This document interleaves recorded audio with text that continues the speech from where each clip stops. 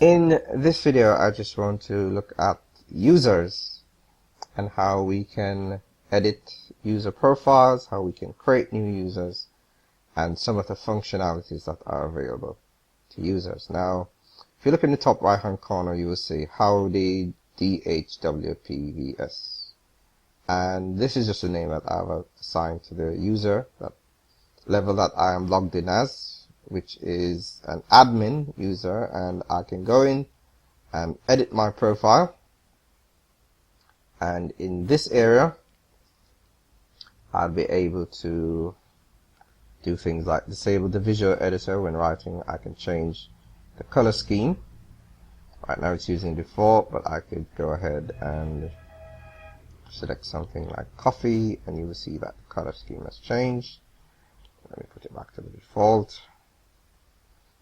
You can enable keyboard shortcuts for comment moderation, show toolbar when viewing sites, and this is what happens when we're currently logged in. That's that bar that appears at the very top that I spoke about.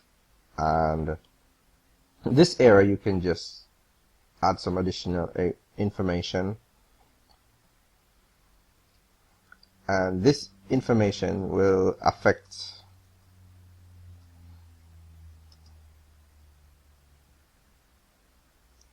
your author information when you create posts. So if I put my name there, and then I can create a nickname, Johnny, or I can put Jack, and then I'll have the option to display a name publicly that may be separate or different or a shortened version of my full name. So for example, I could put Jack for my posts and pages, or I could put my full name, John Brown, and we can also change our contact information here, put a link back to our website, some additional bio information, and in this area we can also go ahead and change our password that we use to log in. And all you simply have to do is just put in a new password, repeat the new password, and then update the profile. Now the next thing I want to look at, and if you just look at the top here, you will see that now it is saying John Brown instead of DHVPS, which was showing before, because this is what I've selected to show as my public name. But the next thing we want to look at is under the users tab. You see users. We can view all the users that are on our site, and you can see there's only one, which is me. And you can just see the role, which is administrator. And if we go to add new, we can add additional users based on the levels. Now, let me just give you an idea of what the particular, of course you would put the username, email, first name, last name, etc. and create a password. But what's actually most important is the role of this user. Okay, so at the very highest, which is the administrator, let me start with that one. And the administrator can do everything on the website. They can add posts, pages, edit posts and pages, and change additional functionality, change themes, plugins, and like I said, do just about everything.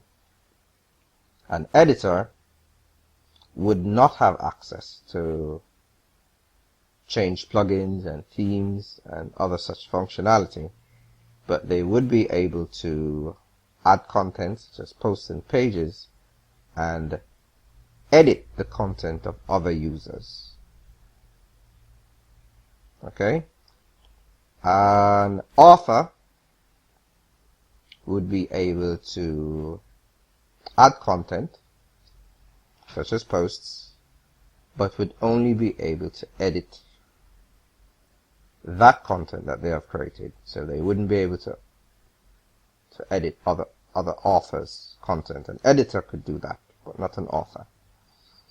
A contributor would be able to create content, so a contributor could create a post. So for example, if you have a guest blogger who you allow to create a blog post on your site, they'll be able to create the post, but the post would remain unpublished until either an editor or an administrator approves it. And last but not least is the role of a subscriber, and the subscriber is basically only able to view content that has been created on your site. Okay? A subscriber would not be able to create content or edit content. They'd just be able to view. Okay? So, depending on the type of site you're running, you may want to have multiple authors to create content on your site. You may want an additional administrator to do maintenance and updates. Or if you just have, say, a membership site, you'd want to allow subscribers to be able to access your content. Okay, and that's it for users.